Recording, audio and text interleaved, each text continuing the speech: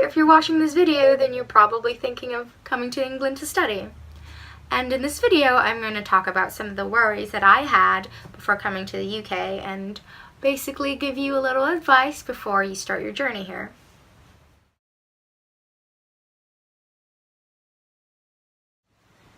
Number 1. As you probably know, the UK is notorious for their cold winters, and their reputation precedes them. So, Exhibit A. It's really cold, and I think it's kind of snowing a little, but not really. Yes, the UK is known for their really cold weather, so I have 3 tips for you on how to survive.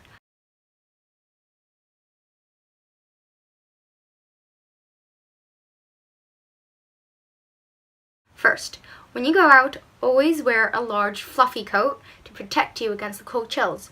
Because when you're indoors, they always have the heaters on high, and then it's going to be really warm. But outside, the cold will get to you if you don't have a large coat.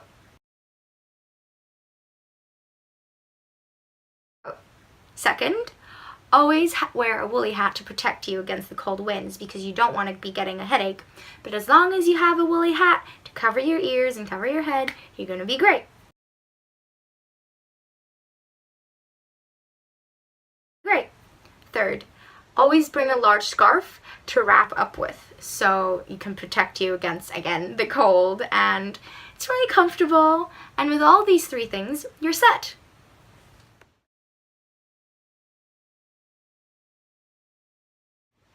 Number 2, do we get any freedoms on weekends?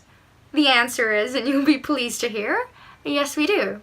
Because on the weekends I usually go out into Oxford and learn karate, and then sometimes my friend and I go and get some smoothies, and there's also this cute little froyo place where my friends and I like to get yogurt because it's really nice and it's relatively quite cheap.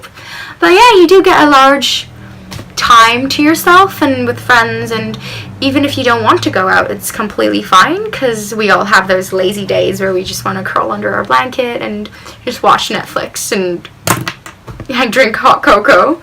And yes, you're allowed to do that too. So you do get a lot of freedoms on weekends.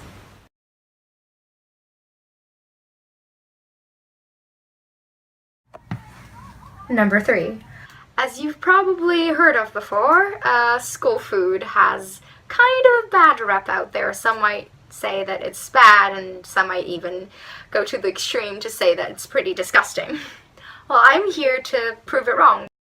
Because as you can see from our breakfast, that we have a large range of cereal, and there's toast, and there's bagels, and much more. Sometimes we get pain au chocolat, and on weekends, also for breakfast, we have smoothies, avocados, and sometimes we get waffles, and it's really nice. And if you don't like some food, you can basically tell the chef, and we also have a food committee, so if you like something, for example, in this school they make really good salmon, so my friends and I always compliment the chef and tell the food committee that we really love salmon, and therefore we get more salmon.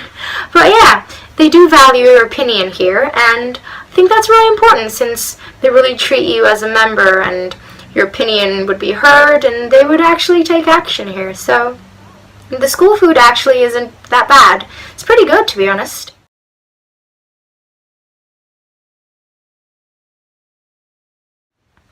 Number 4. I personally didn't have this worry when I first came here, but I know that some people do, so I'm going to talk to you about it. And that is learning English as another language, or scared if you're not going to be able to catch up with the other subjects. As you probably know, a lot of schools here in England offer EALs, English as another language, and from what I've heard, it's a really good program. They have one-to-one teachers, and you get tutors and mentors on helping you with grammar, language structure, and passages, and all kinds of stuff that you'd need for school, and colloquial language, and day-to-day live conversations. So there's nothing to worry about, and even for other subjects, teachers are really encouraging, and they always encourage students to ask questions, to seek out help if they don't understand something. For example, in my German, I'm not doing so well on my orals, so my teacher has extra sessions with me. Like today, I had an extra session on just orals and how to face interviews and stuff like that, but in German. And teachers here are really caring, and they actually try their best and hope that everyone can learn instead of, they won't just move on without you, so don't worry about that. And yeah.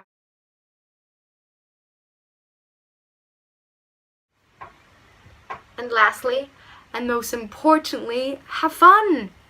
Because I'm not going to sit here and lie to you and say that you're not going to be homesick, because you will. There will be times when you miss your family and you'll miss your friends, especially when you're sick, and you'll miss your mom's cooking. But guess what? You're going to make so many new friends, and you'll become so close with them that you know them like the back of your hand. I'd like to think of myself as an independent person, so when I first came here to the UK, I thought that I wouldn't miss my family a lot. Well, not too much at least, but I did. I broke down crying my 3rd week here. It was a Wednesday night, and I came across this picture that my mom and I took before I went on the plane to come to the UK. And I just broke down crying. I just started crying uncontrollably. And my roommates, my friends, Inez and Nina, came to my bed and they just hugged me. And in that moment, I just knew that we were going to become the best of friends because when you're 6,000 miles away from everyone, everything that you've ever known, all you have left are your amazing friends. And sometimes you've just got to let your worries go about, everything, and just live. Take a chance on the girl who smiles at you at math. You might find yourself becoming best friends with her. Go on an adventure, go ziplining when the chance comes, go rock climbing, go camping without using your phone. There will be so many opportunities if you just open your eyes and see. Go on an excursion, go to Germany like I did, visit historic sites, go on expeditions, just take a chance. And one day, you find yourself surrounded by new friends, some you laugh with, some gives the happiest hugs ever, and some hugs you'll get you never want to let go. Before you know it, you've made it. You no longer feel homesick because you found your second home with friends who support you and love you. So take a chance and have fun.